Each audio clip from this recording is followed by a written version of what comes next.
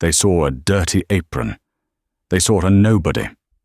But when the most dangerous man in New York walked into her restaurant, desperate and on the verge of losing everything, they learned the truth. She wasn't just serving tables. She was hiding a secret that was worth billions. And when she opened her mouth, she didn't just take his order. She took his breath away and silenced an entire room of elites.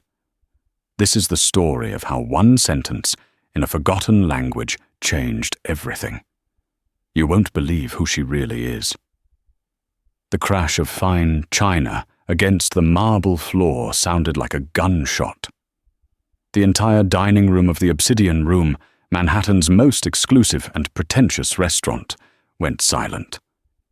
Elenya Vance froze, her heart hammering against her ribs. At her feet lay the shattered remains of a vintage porcelain plate and the filet mignon that had been destined for the mayor's table. "You clumsy, incompetent waste of space," the voice boomed across the room. Preston Sterling, the general manager of the restaurant, marched toward her. Preston was a man who wore suits that were too tight and cologne that was too strong. He treated the wealthy patrons like gods and his staff like insects. "I am so sorry, Mr. Sterling," Elenya whispered, dropping to her knees to pick up the shards with her bare hands. A jagged piece sliced her thumb, but she didn't wince. She couldn't afford to wince.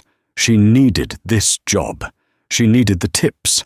Her rent in Queens was 3 days late, and her father's medical bills were sitting on her kitchen counter like a ticking time bomb. "Leave it!" Preston hissed, kicking a piece of ceramic away. It skittered across the floor. "Get out of my sight, Elenya. Go to the back. If I see your face on the floor for the next hour, you're fired. Actually, consider yourself on your last strike. One more mistake, and you'll be begging for change on the street where you belong." Elenya kept her head down, her dark hair falling forward to hide the humiliation burning in her eyes. "Yes, sir." She retreated to the kitchen, the double doors swinging shut behind her, cutting off the murmurs of the elite. The kitchen was a chaotic inferno of steam and shouting chefs, but to Elenya, it was a sanctuary. She moved to the sink, running cold water over her bleeding thumb. "He's on a warpath tonight," said Sarah, a fellow waitress, passing by with a tray of champagne. "Don't let him get to you, Elle. You're the smartest person in this building. You shouldn't even be here." Elenya gave a weak smile. "Smart doesn't pay for dialysis, Sarah." It was true. Elenya Vance wasn't just a waitress. 5 years ago, she had been a prodigy. She had been on track to become one of the youngest linguistic analysts for the State Department. She spoke 6 languages fluently, understood the nuances of international trade, and had a memory that acted like a steel trap. But then, the scandal happened. Her father, a mid-level diplomat, had been framed for embezzlement he didn't commit. The legal fees bankrupted them. The shame destroyed his health. And Elenya had to drop out of Oxford, scrub her name from her resume to avoid the stigma, and take any job that paid cash. Now, she was a ghost. A highly educated, brilliant ghost serving wine to people who couldn't even spell sommelier. "Heads up!" a line cook shouted. "We have a VIP incoming. Code Black." The kitchen stopped. Code Black meant only one thing. A billionaire, a celebrity, or someone dangerous was walking in. Preston burst through the kitchen doors, his face pale and sweaty. "Listen up, you degenerates. We have a walk-in. Dmitry Volkov is here." A hush fell over the kitchen. Even the head chef looked nervous. Dmitry Volkov, the steel wolf of Moscow. He was a ruthless industrialist, a man who bought companies just to dismantle them for sport. Rumor had it, he was in New York to close a deal on rare earth minerals that would control the tech market for the next decade. "He is in a foul mood," Preston warned, adjusting his tie frantically. "His interpreter called in sick, and he's apparently in the middle of a crisis. I need absolute perfection. Elenya!" Elenya jumped. Yes, sir. You stay in the back. You're unpresentable.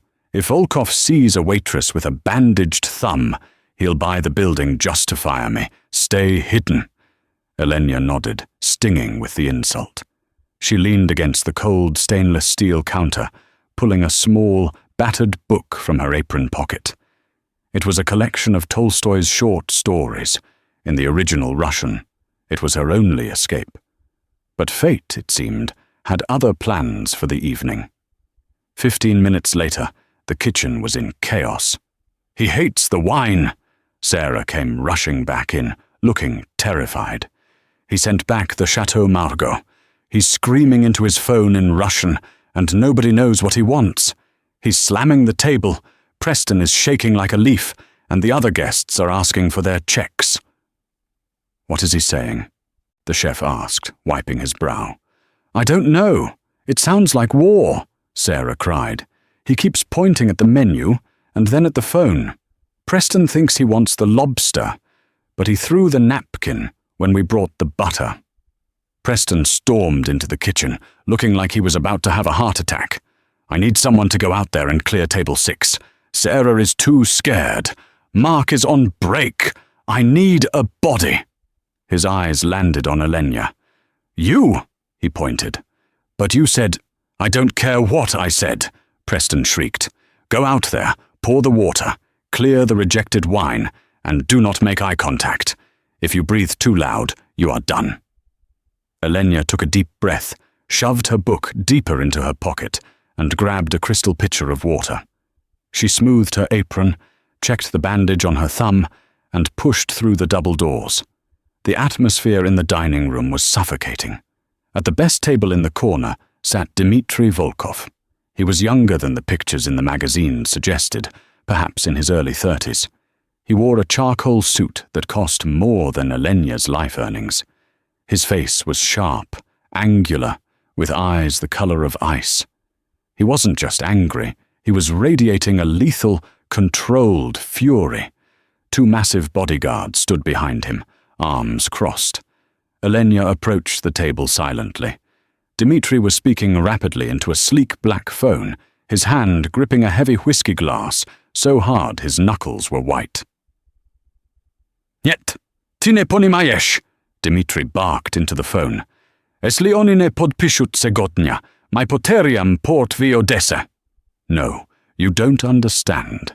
If they don't sign today, we lose the port in Odessa."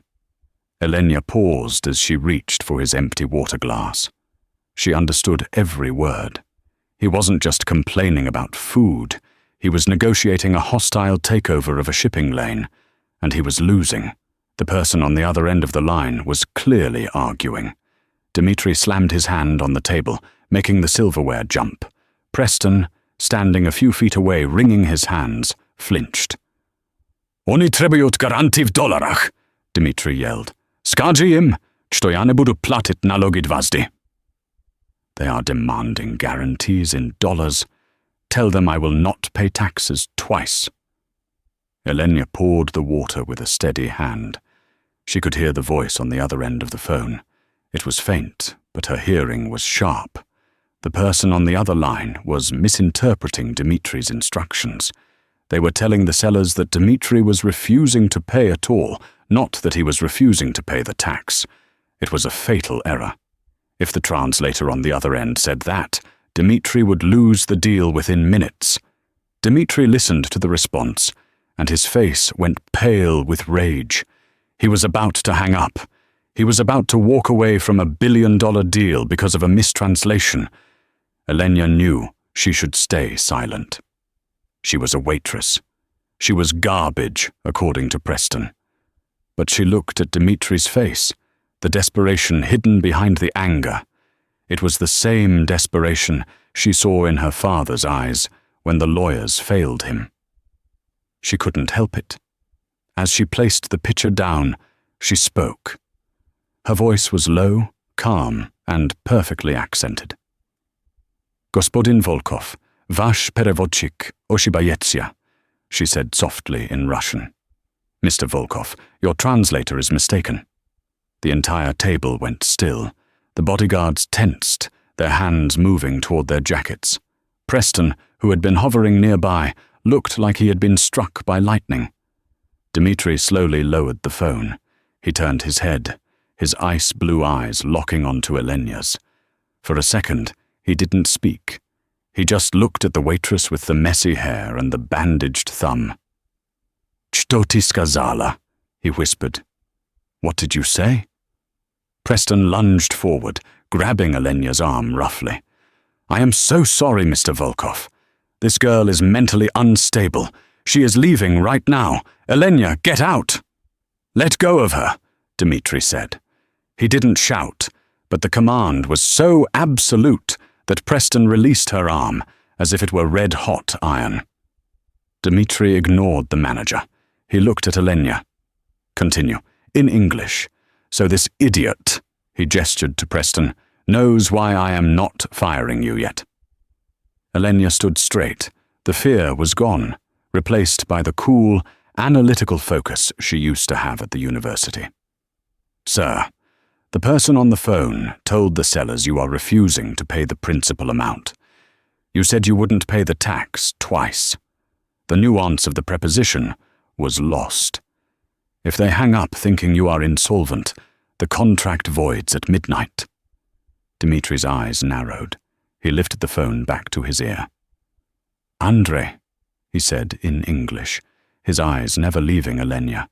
"Ask them. Ask them if they think I am refusing the tax or the capital."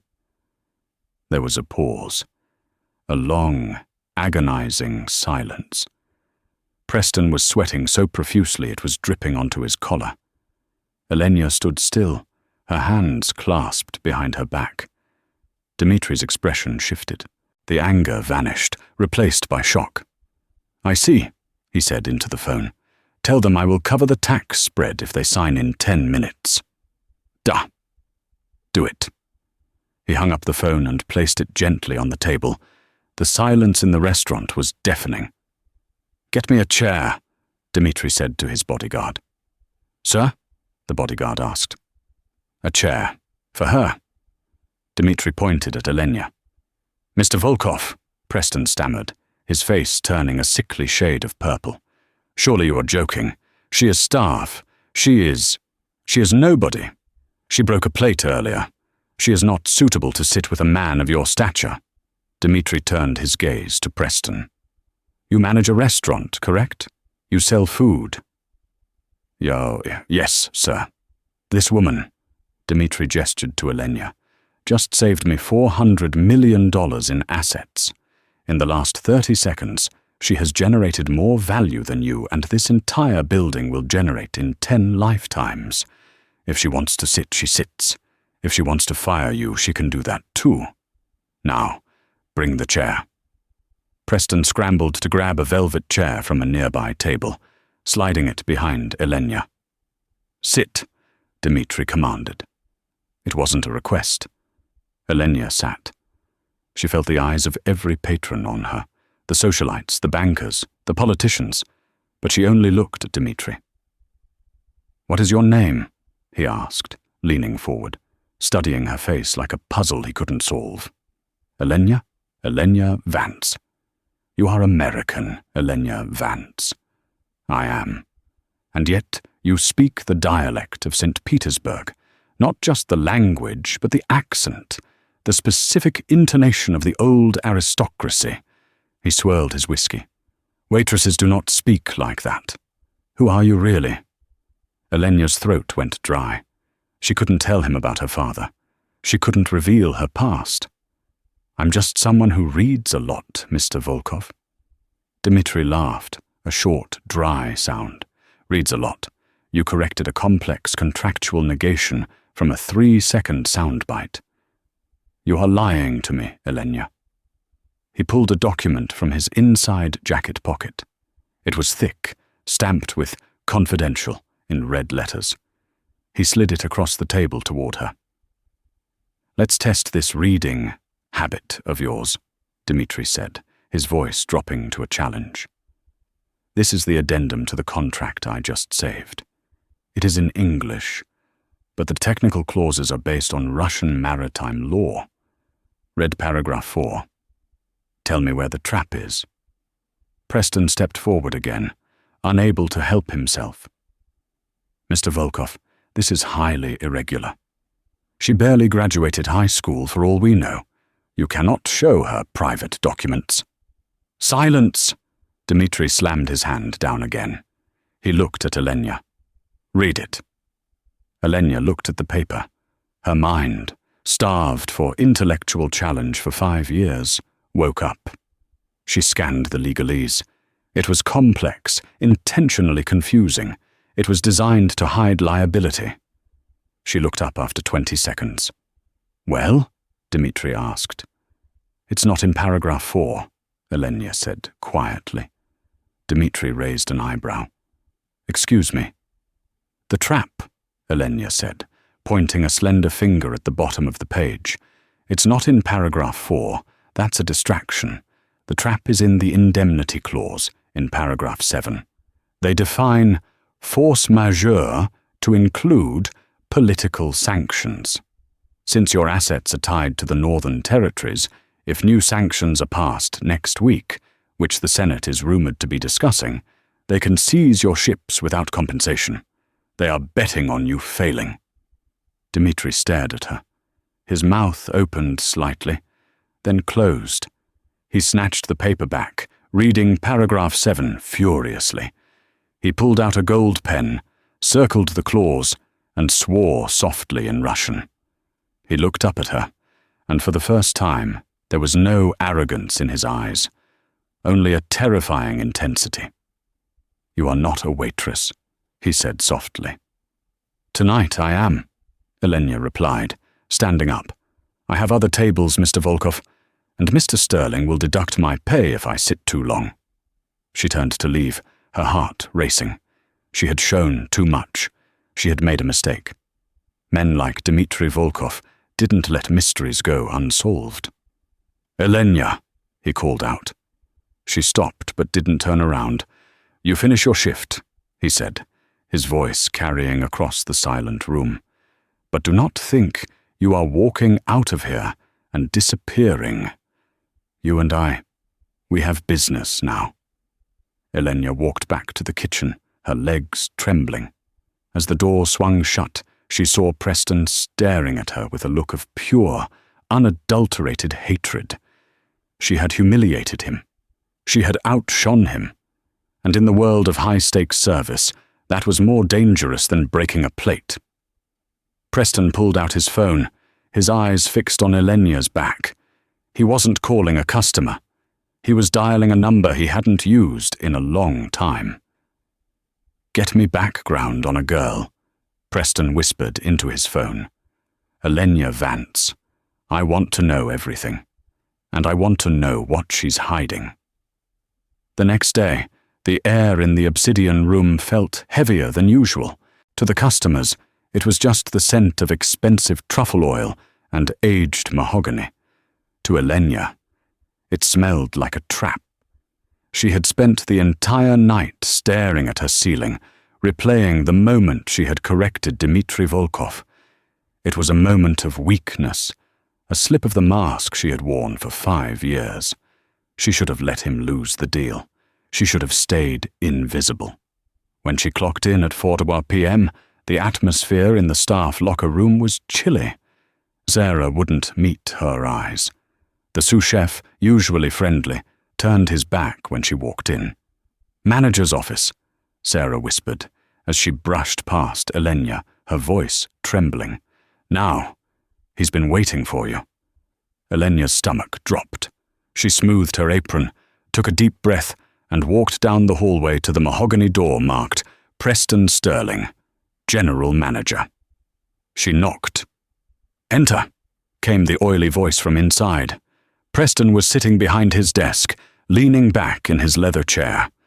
On the desk, sitting atop a pile of invoices, was a manila folder. It was thin, battered, and stamped with a logo Elenya hadn't seen in years. The Department of Justice.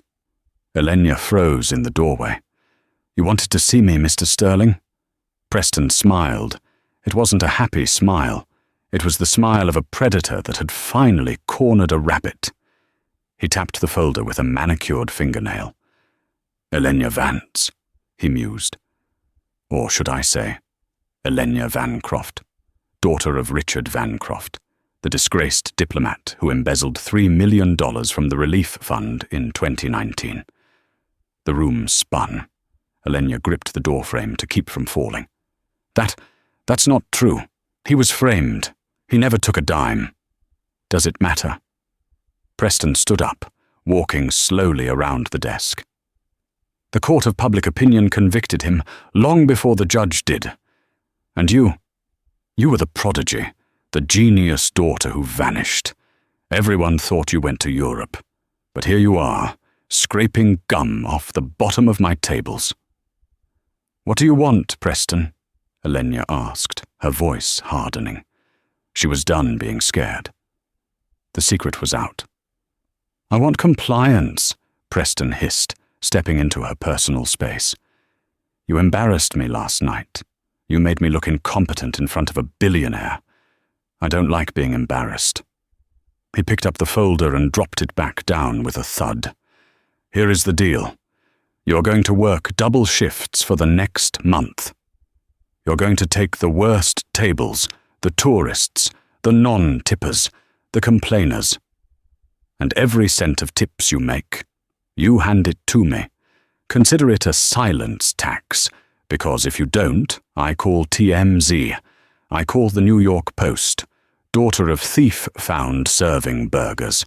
Your father is sick, isn't he? How will his heart handle the paparazzi camping on his lawn again? Elenya felt a cold rage spreading through her chest. It was a low, dirty blow. Her father was fragile. Another scandal would kill him. You are a monster, she whispered. I am a businessman, Preston corrected, checking his watch. Now get out on the floor. Table 4 needs water. And smile, Elenya. You're working for me forever now. Elenya walked out of the office, her hands shaking. She felt like she was suffocating. She walked into the dining room, the noise of the clinking silverware sounding like chains. She picked up a pitcher of water, her vision blurry. She approached table 4. She didn't even look at the guests. She just poured. Careful, a deep voice rumbled. Elenya blinked. She had overfilled the glass. Water was spilling onto the tablecloth. I am so sorry, she gasped, grabbing a napkin to dab at the mess. Leave it. The voice was familiar. Terrifyingly familiar. Elenya looked up. Sitting at table 4 wasn't a tourist or a complainer. It was Dmitry Volkov. He was alone this time. No bodyguards, no phone. Just him, a bottle of sparkling water, and an empty chair opposite him. He was wearing a navy suit, his tie loosened, looking like a man who had been waiting for something interesting to happen. Mr. Volkov, Elenya breathed, I didn't know you were. I can get your server. I don't want a server, Dmitry said calmly. I want a consultant. Preston materialized out of nowhere, looking breathless and terrified. Mr. Volkov, we didn't know you were coming. I would have prepared the private room. And why is she here? Elenya, get back to the kitchen. Dmitry didn't look at Preston. He kept his eyes locked on Elenya.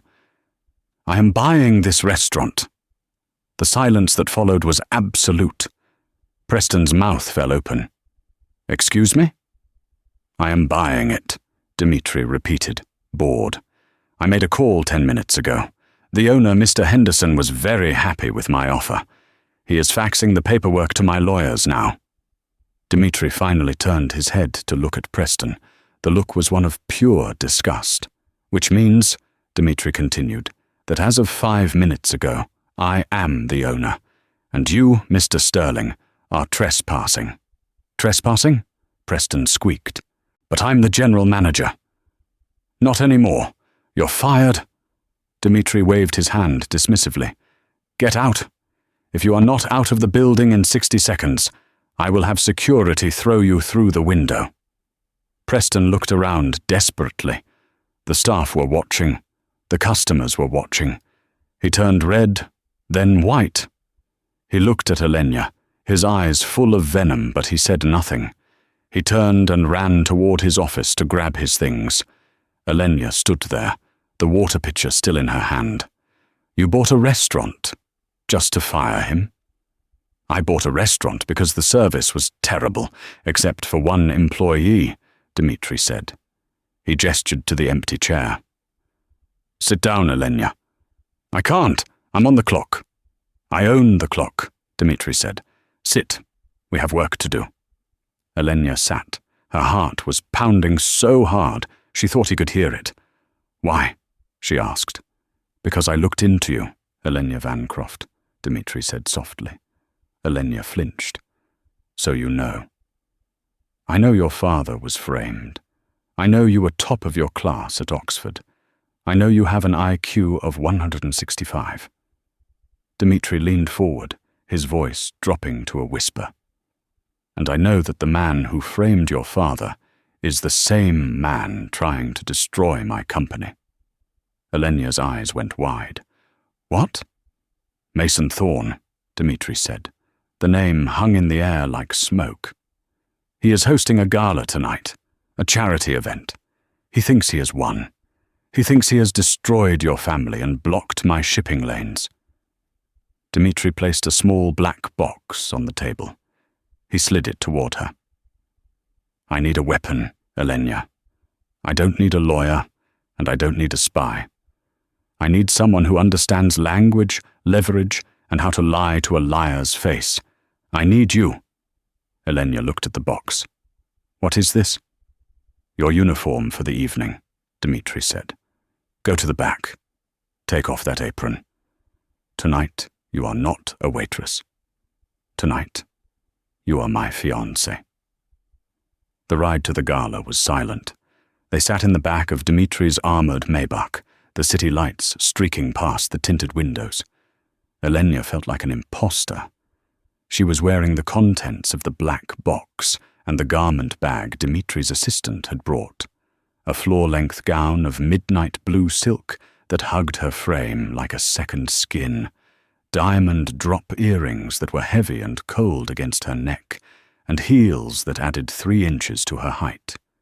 She looked at her reflection in the darkened window. The waitress was gone. The tired woman worried about rent was gone. Staring back was a woman who looked dangerous. "You are shaking," Dmitri said. He was looking at a tablet, reading market reports, but he missed nothing. "I'm lying to a room full of sharks," Elenya replied, clasping her hands to stop the tremors. "And you want me to pretend to be your fiancé? They'll check. They'll know who I am." "Let them check," Dmitri said, swiping a page on his screen. "That is the point. Rumors are more powerful than facts. If they think I am marrying into the Vancroft family, even a disgraced one, they will wonder why. They will think I know something they don't.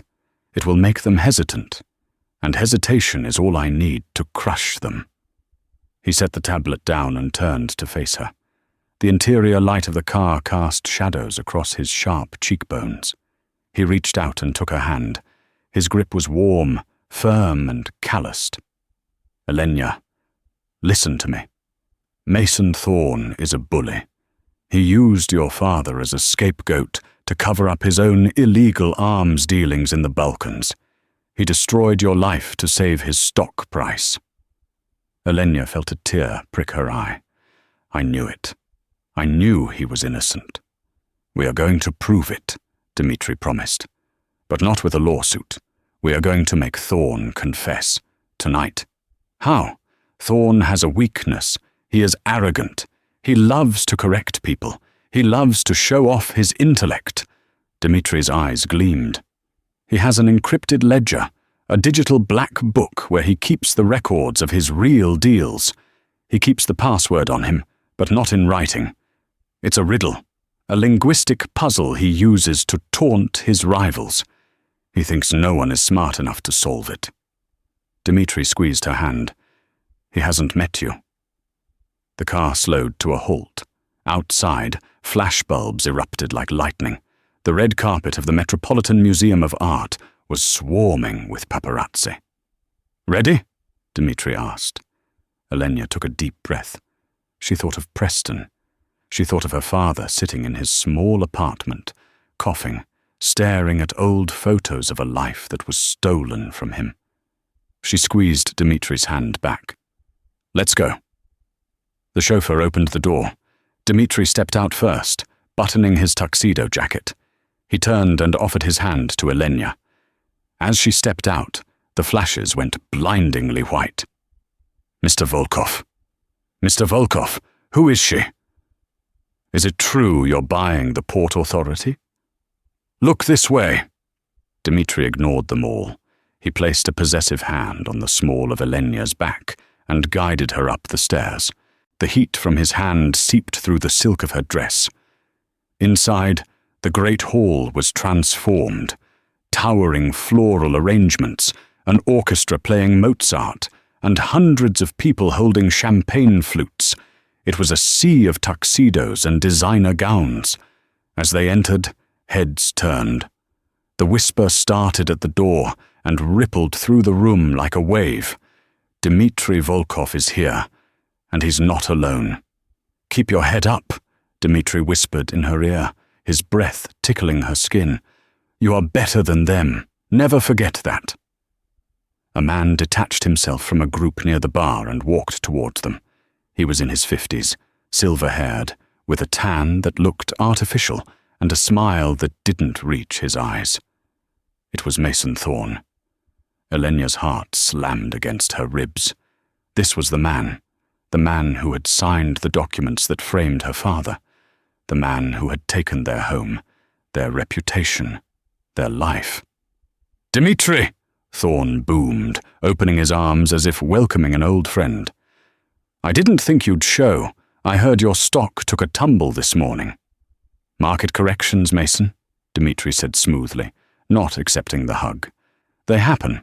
I'd introduce you, but—" He paused, looking down at Elenya with a look of mock adoration. "I'm sure you remember the name Vancroft." Thorne stopped. His smile faltered for a fraction of a second before plastering itself back on. He looked at Elenya, really looked at her, and his eyes narrowed. "Vancroft," Thorne said, his voice dropping an octave. "Richard's girl. I haven't seen you since the unpleasantness." "It's Elenya," she said, her voice surprisingly steady. She remembered Dimitri's advice, arrogance. "And the unpleasantness was entirely one-sided, Mr. Thorne. My father sends his regards. He's doing quite well, actually. Better than your tech division, from what I read in the Financial Times." Dimitri suppressed a smirk. Thorne's jaw tightened. "Is that so?" Thorne laughed, a cold, sharp sound. "Well, it's brave of you to show your face in polite society. Or perhaps Dimitri is just engaging in some charity work." "She is my fiancée," Dimitri lied effortlessly, his voice loud enough for the surrounding circle to hear. A collective gasp went through the group. "And she is advising me on the acquisition of your company." Thorne's face turned red. "You can't acquire me, Volkov. My security is impenetrable. My ledgers are sealed." "Everything has a key, Mason," Dimitri said. "Not my key," Thorne sneered. He was baited. He tapped the side of his head. "My key is poetry, Dimitri. Ancient dead languages. Something a brute like you wouldn't understand. And certainly not a waitress."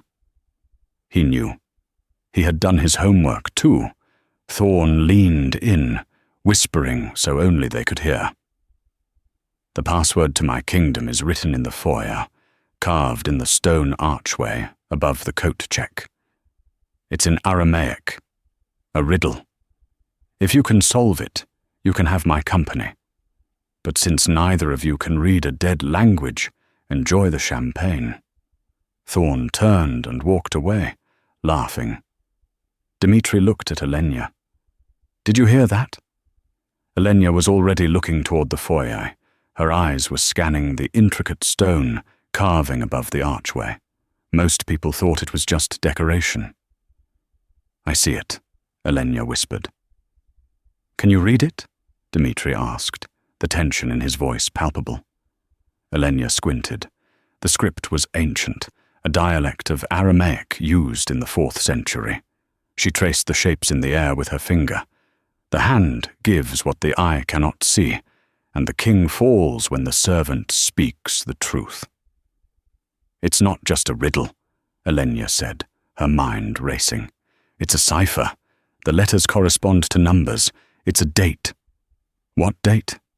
"The date he framed my father," Elenya realized, her blood running cold. "He's so arrogant, he used the date of his crime as the password to his fortune." "Are you sure?" Dmitri asked. "I never forget a date," Elenya said. "August 14th, 2019. Dmitri pulled out his phone. He opened an app that looked like a standard calculator, but was actually a remote terminal connected to his hackers in Moscow. "Enter it," Dmitri commanded, handing her the phone. "Destroy him." Elenya's thumb hovered over the screen. This was it. Justice. Revenge. Redemption. But before she could press the numbers, a hand clamped down on her shoulder. "I wouldn't do that if I were you, Miss Vancroft," a voice whispered behind her. Elenya turned. Standing there was Preston Sterling. He was wearing a cheap tuxedo, sweating profusely, and holding a champagne flute. But his eyes were manic. "You think you won?" Preston hissed. "You think you can just get me fired and walk away with a billionaire?" "I made a call, Elenya, to the immigration office, about your mother." Elenya froze.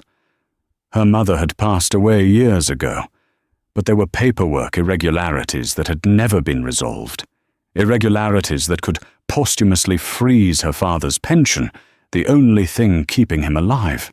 "And," Preston continued, grinning, "I told Mr. Thorne you were coming. He's not using the Aramaic password tonight. He changed it 10 minutes ago. If you enter that date, it triggers a silent alarm. The police are already outside, waiting for corporate espionage." Elenya looked at the phone in her hand, then at Dmitri, then at Preston. She was trapped. If she entered the code, she went to jail. If she didn't, Thorne won, and Preston destroyed her father's pension. Dmitri stepped forward, his body shielding Elenya. "Get away from her, Preston." "No," Preston laughed. "She has to choose. Save her dad's money or save your deal, Volkov. She can't do both." Elenya looked at the keypad. She looked at Thorne across the room, raising a glass to her, mocking her. She closed her eyes. She thought of the patterns. Thorne was arrogant. He changed the password. Yes. But he was a narcissist. He wouldn't pick a random number. He would pick a number that celebrated him. She opened her eyes. She looked at Preston. "You're right, Preston," Elenya said softly. "I shouldn't enter the date." "Smart girl," Preston sneered. "I should enter the real password." Elenya's fingers flew across the screen. She didn't type the date of the crime. She typed the date of Thorne's birth, but translated into the numerical value of the Aramaic letters on the archway, a double cipher. She hit enter. For 3 seconds, nothing happened. Then, every phone in the room buzzed at once. The large screen behind the orchestra, which had been displaying charity logos, suddenly flickered. It went black. Then, giant red text appeared. "Access granted. File dump initiated." Thorne dropped his glass. It shattered on the floor. Dmitri looked at his phone. "We're in," he whispered, looking at Elenya with awe. "We have everything." Elenya turned to Preston, whose face had gone grey. "You were saying?" Elenya asked. But before Preston could answer, the doors burst open. Not the police, the FBI. But they weren't coming for Elenya. They were walking straight toward Mason Thorne. The ballroom descended into a chaotic symphony of shouting voices and camera shutters. Mason Thorne was not going quietly. As 2 FBI agents in windbreakers flanked him, gripping his arms, he thrashed like a wild animal caught in a snare. His face, usually a mask of composed arrogance, was twisted into a rictus of pure hatred. "You think this is over, Volkov?" Thorne screamed, spitting as he was dragged past the velvet ropes. "I have friends in Washington. I have judges in my pocket. You haven't won. You've just signed your death warrant." Dmitri didn't even blink. He took a sip of champagne, watching his rival being hauled away with the dispassionate interest of a man watching a bug being swept off a porch. "I think," Dmitri said, his voice cutting through the noise, "that your friends in Washington are currently too busy shredding their own documents to help you, Mason." Elenya stood frozen, the phone still clutching in her hand. Her heart was hammering a frantic rhythm against her ribs. She had done it. She had actually done it. The man who had destroyed her father's life was in handcuffs. Elenya. She turned. Preston Sterling was standing there. He wasn't running anymore. He looked small, deflated, like a balloon that had lost its air. The police were ignoring him. He was too insignificant to arrest yet, but he knew his life was over. Preston stammered, his eyes darting around the room, looking for an exit that didn't exist. "I was just doing what I was told. You understand, right? Thorne, he pressured me. I'm a victim here too." Elenya looked at him. She remembered the way he had kicked the ceramic shards at her feet. She remembered the way he had mocked her father's illness. She remembered the silence tax. She stepped forward, the silk of her gown rustling softly. She towered over him in her heels. "You aren't a victim, Preston," she said, her voice ice cold. "You're a coward, and cowards don't get mercy." She turned to Dmitri. "He threatened to call immigration on my mother's closed file to freeze my father's pension. He tried to blackmail me." Dmitri's expression darkened. The temperature in the immediate vicinity seemed to drop 10 degrees. He handed his champagne glass to a passing waiter and walked up to Preston until they were nose to nose. "Is this true?" Dmitri asked softly. Preston squeaked. "It was a negotiation tactic." "I see," Dmitri said. He pulled out his phone. "I am going to make a call, not to the police, to the Hotel and Restaurant Association of New York, London, and Paris. By the time I hang up, you will be blacklisted from every establishment that serves anything more expensive than a hot dog. You won't be a manager. You won't be a waiter. You won't even be a dishwasher. You are going to fade into nothing." Preston fell to his knees, sobbing, grabbing at Dmitri's pant leg. "Please, I have a mortgage."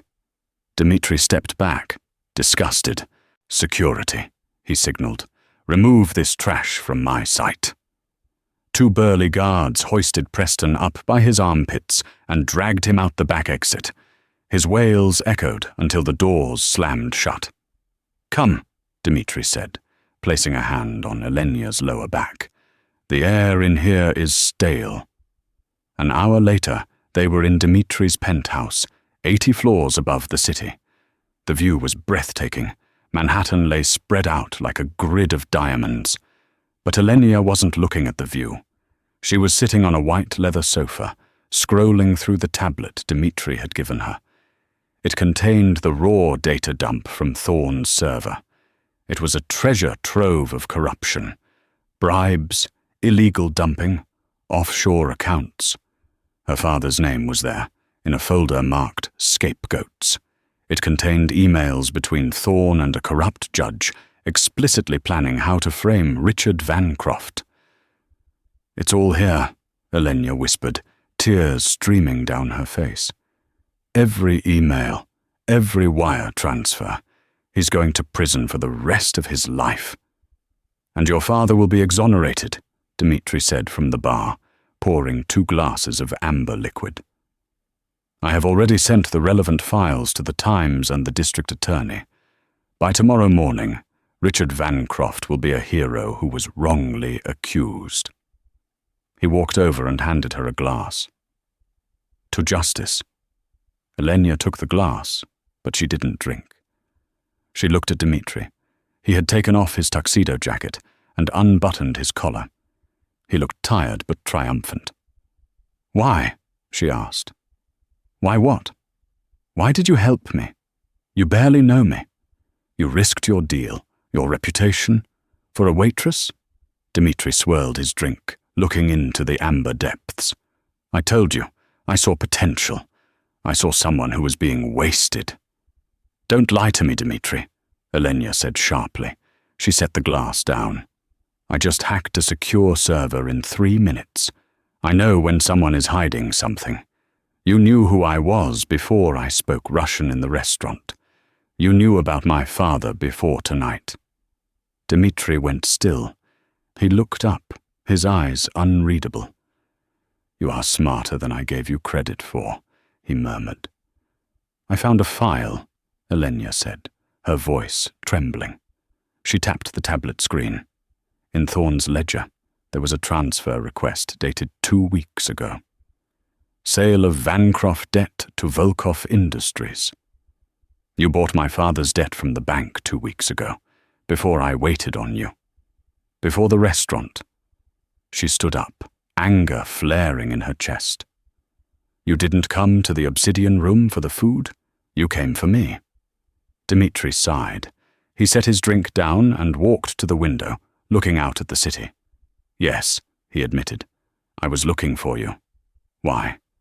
"Because I needed a way to get to Thorne," Dmitri said, his voice flat. "I knew Thorne had destroyed your father. I knew you were working in that restaurant. My plan was simple. I would buy your father's debt, corner you, and force you to help me interpret Thorne's old contracts. I was going to blackmail you, Elenya. Just like Preston did." Elenya felt like she had been slapped. She stepped back. "So this... tonight? The fiancé act? It was all just a manipulation." "It started that way." Dmitri turned to face her. "I came to the restaurant that night to offer you a deal, your father's freedom in exchange for your mind. But then..." He took a step toward her. "Then you dropped a plate," he said, a ghost of a smile touching his lips. "And then you stood up for me. You corrected me. You looked me in the eye when everyone else was terrified. You weren't a pawn, Elenya. You were a queen hiding in a pawn's disguise." "So you didn't blackmail me?" Elenya said, her voice hard. "You just seduced me into doing it instead." "I didn't seduce you," Dmitri said, intense, closing the distance between them.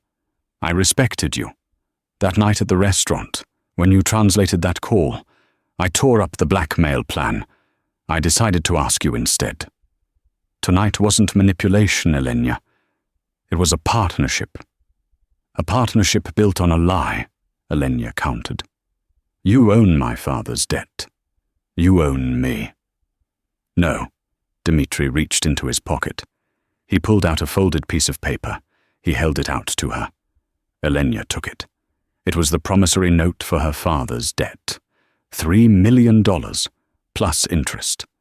At the bottom, across the signature line, was a thick black stamp. "Paid in full." "I paid it off this morning," Dmitri said quietly, "before I asked you to come to the gala. You owe me nothing. You are free." Elenya stared at the paper. The chains that had bound her family for 5 years were gone. Just like that. She looked up at Dmitri. He wasn't looking at her with the arrogance of a billionaire. He was looking at her with vulnerability. He had given up his leverage. He had given her everything, expecting nothing in return. "You're free," he repeated. "You can leave. You can go back to your father. You can finish your degree. You never have to see me again." Elenya looked at the door. Then she looked at the man standing before her, a man who lived in a world of sharks and wolves, but who had stopped to save a waitress. She dropped the paper on the table. And if I don't want to leave? She asked softly. The next morning, the headlines screamed the news. Billionaire Thorne arrested in charity gala raid. Diplomat Richard Vancroft cleared of all charges. Elenya sat at her father's small kitchen table in Queens. The sunlight was streaming through the yellowed curtains, illuminating the dust motes dancing in the air. Her father, Richard, sat opposite her. He looked 10 years younger. The weight that had been crushing his shoulders was gone. He was reading the newspaper, weeping silently. "They apologized," Richard said, his voice cracking. "The State Department called. They offered me a full pension and a formal apology." He reached across the table and took Elenya's hand. "You did this, Ellie. You saved us." "We had help, Dad," Elenya said, stirring her coffee. She hadn't slept. Her mind was still in the penthouse, still feeling the ghost of Dmitri's touch. "Mr. Volkov," Richard nodded. "A dangerous man, from what I read. But he did a good thing. Did he ask for anything in return?" "No," Elenya said. "He asked for nothing." She had left the penthouse at dawn. Dmitri hadn't stopped her. He had kissed her forehead and put her in a car. He respected her freedom too much to trap her. But now, sitting in the quiet safety of her old life, Elenya felt a strange emptiness. The silence of the apartment was deafening. She looked at her father. He was safe. He was happy. He would spend his days reading and gardening. But what about her? Was she supposed to go back to Oxford, to sit in a classroom and debate theory while men like Thorne and Volkov reshaped the world? Was she supposed to get a job at a library? She looked at her bandaged thumb. The cut from the broken plate was healing. "Dad," Elenya said, standing up. "I have to go." "Go? Go where?" "I have one more negotiation to finish." The Obsidian room was closed. The "Under New Management" sign hung in the window. The door was locked. Elenya didn't knock. She walked around to the alleyway, to the kitchen entrance she had used 1,000 times. She punched in the code. It hadn't been changed. The kitchen was dark and silent. The stainless steel counters gleamed in the dim light. It felt like a graveyard of her past life. She pushed through the double doors into the dining room. He was there. Dmitri was sitting at table 6, the same table where they had met. He was alone. No phone, no documents, just a glass of whiskey and a book. It was her book. The battered copy of Tolstoy she had left in the kitchen. He didn't look up when she approached. "You forgot this," he said, turning a page. If everyone fought for their own convictions, there would be no war. Prince Andrei said that. He also said that war is not a courtesy, but the most horrible thing in life, Elenya replied, stopping at the edge of the table. Dmitri finally looked up. He looked tired. The armor was back on. The suit was perfect, the expression guarded. But his eyes betrayed him. They lit up when they saw her. "I thought you would be on a plane to London by now," he said. "I considered it," Elenya said. She pulled out the chair opposite him, the one he had forced Preston to bring her, and sat down uninvited. "But I realized something." "And what is that?" "I realized that I'm bored." Dmitri raised an eyebrow. "Bored? You have your life back. You have peace." "Peace is overrated," Elenya said. She leaned forward, resting her elbows on the table. "I spent 5 years being invisible, Dmitri, being safe.